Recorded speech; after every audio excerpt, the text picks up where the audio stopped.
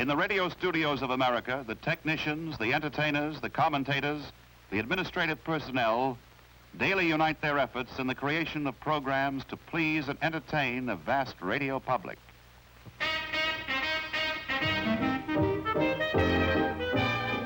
The wide variety of broadcasts include group discussions, political speeches, sports,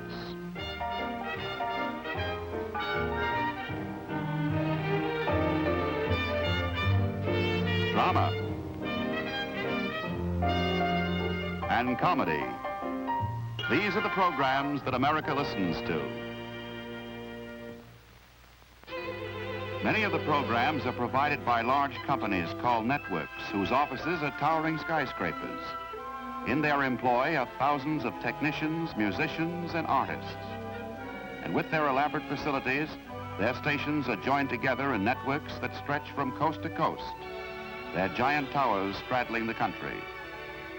But also serving the public are radio stations without networks. Typical is this small independent station in New York. Its power is only 5,000 watts compared to the 50,000 utilized by the big companies. Its studio is the top floor of a building on Broadway. Its radio audience is composed of listeners in only 5 states, as compared to the nationwide public reached by the large networks. Yet it serves its own audience profitably and well. On the air all day and most of the night, it broadcasts news every hour on the hour, with special attention to the city's own affairs. It reports hometown sports events. It interviews distinguished visitors, such as this famous radio commentator from Japan. These programs are produced live, but live programs use only 20% of the station's airtime. The other 80% is broadcast from records, because a recorded program is the easiest to present. It needs only a turntable and a record. Now, a radio station, like any other business, must show a profit. To do this and still be able to provide a certain amount of free airtime in the interests of the public, it must sell a major portion of its time to those who wish to advertise. When that happens, advertisers talk to the audience like this. Here's really big television news. You're the first to hear all about all-new 1952 light-tested television. Where do you see it? In your own home, of course, on a sensational free home demonstration. Call Circle 6-2500. That's Circle 6-2500. Usually radio announcements merely recommend a product, but this station provides its clients with a special service. It advertises merchandise and then takes orders for it. The value of radio time to a sponsor is judged by the amount of goods it sells to the public.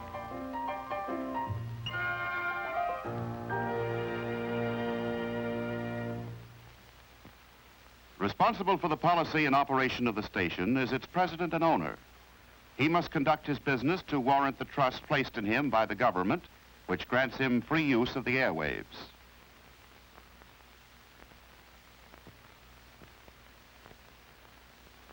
Awards for public service, improvement of race relations, and promoting the safety of children have made this station one of America's leading public service stations.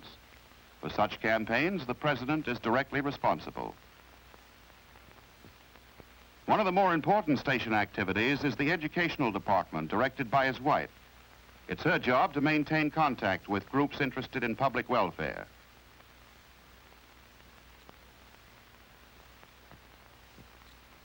Perhaps the key man is the station's general manager. He bears the responsibility for putting the president's policies into operation. He is in charge of operations, personnel, and all phases of broadcasting. Among his duties, he acts in an advisory capacity to the salesman.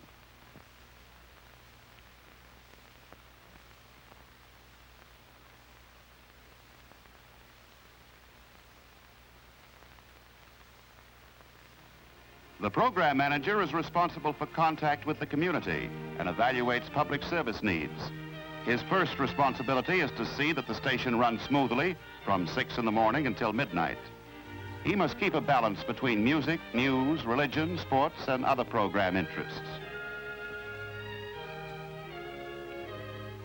To learn what the public likes, His assistants make frequent surveys of listener preferences, sometimes by personal interviews, otherwise by telephone.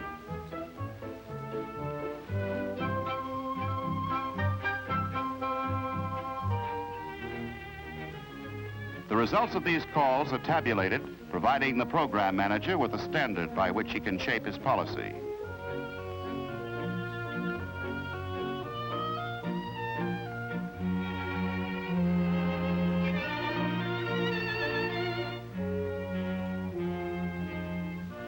Sometimes he works out an idea with a salesman for a special client, for it must be remembered that advertising is the station's only source of income. It is the salesman who is given the task of creating ideas to sell the advertiser's product. New ideas mean new clients and more money to the station.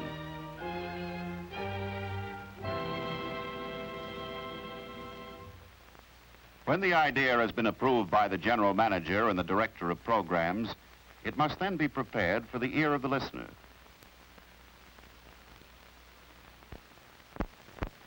To do this, the salesman seeks the help of the studio composer, because advertisers have learned that their messages are better received and remembered when they are accompanied by music.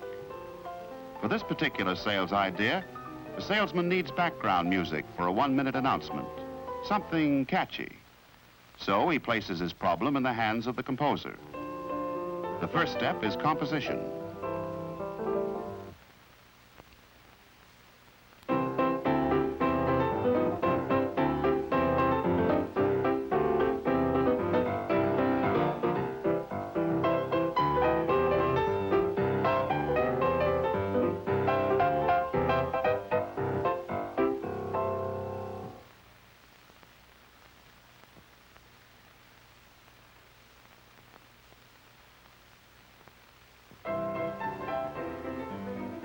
When the composition has been worked out, it is rehearsed and played by a studio orchestra and recorded on a disc.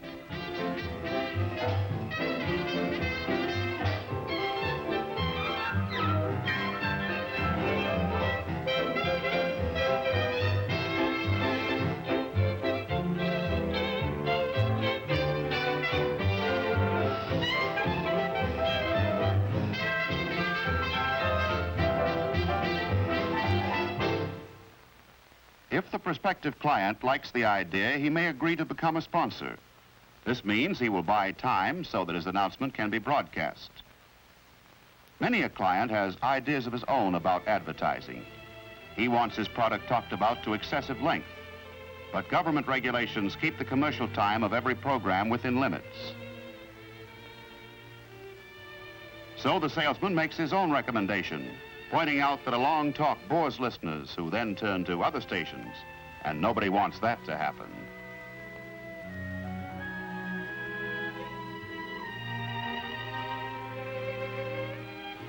By working with its advertisers to help them win new customers, the station has attracted more than 100 clients who buy time each week to advertise their products.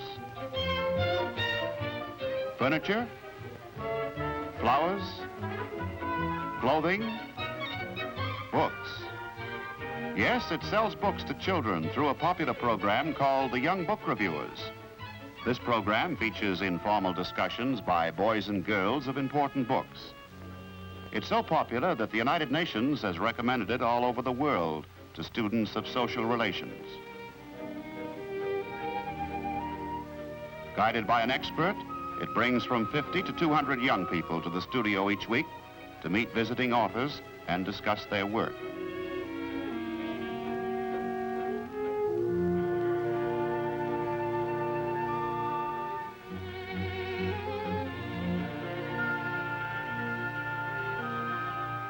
On this program, frank opinions are expressed in response to their leaders' questioning.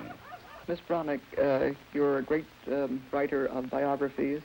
I'd like very much to know what one of our young book reviewers thinks about biographies. May I ask a question? Please do. Oh, good. Henri, do you enjoy reading biographies because they're true stories? Yes, I do. I think the biographer has a great advantage over the author of fictitious characters in that he doesn't have to draw a definitive portrait. the reader can always delve into other historical contemporaries' criticisms of the character and see for himself more about this person. Every person has so many facets that only a great author with a very long volume would cover all of them.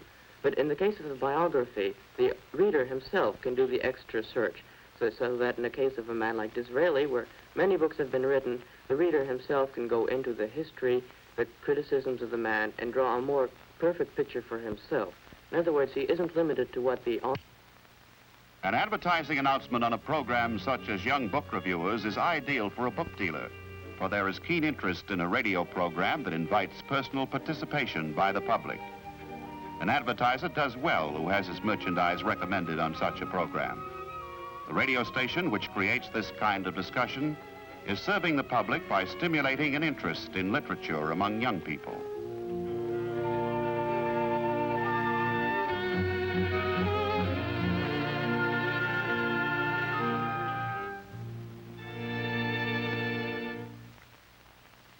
To broadcast special stories which happen outside the studio, the station has developed a small studio on wheels. This car, equipped with recorders, mics, and shortwave equipment, can go anywhere for an on-the-spot report.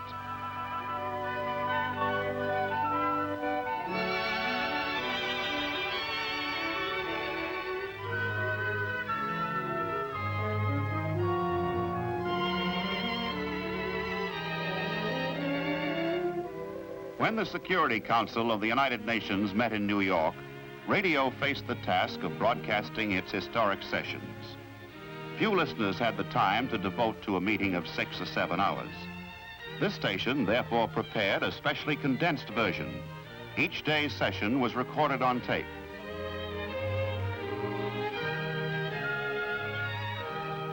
The tape was then edited down to a half-hour show.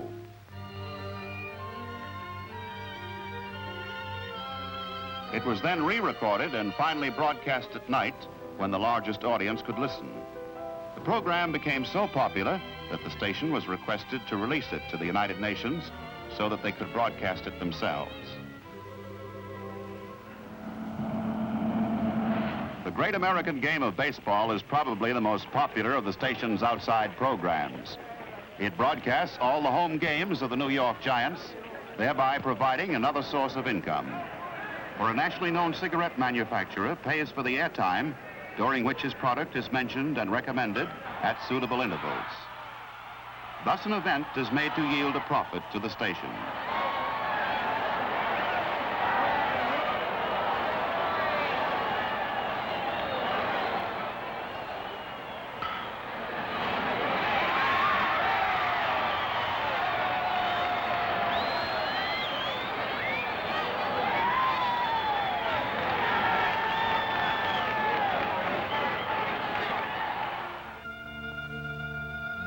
The program called The Man on the Street is another listener's favorite.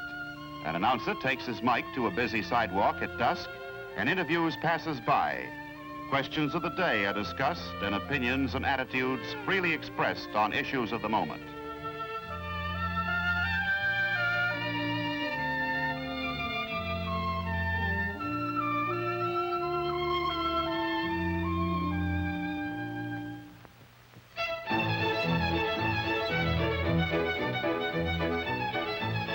After nightfall, events of particular interest in the city's life are often broadcast.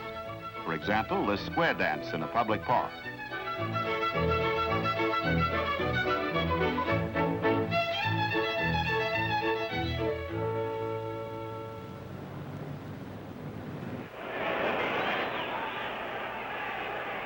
Sports exhibitions never fail to interest thousands who crowd the arena and more thousands who listen in on their radios.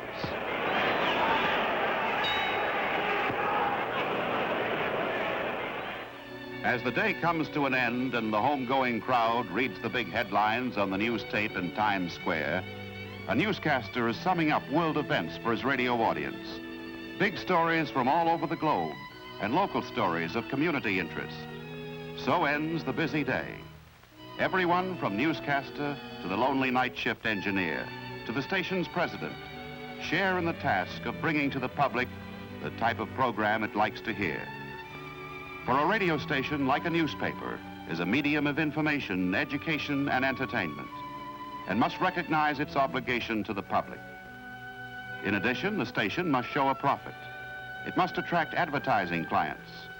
Its job is to entertain and instruct, and to do so profitably under a free enterprise system. This is independent radio in a democracy.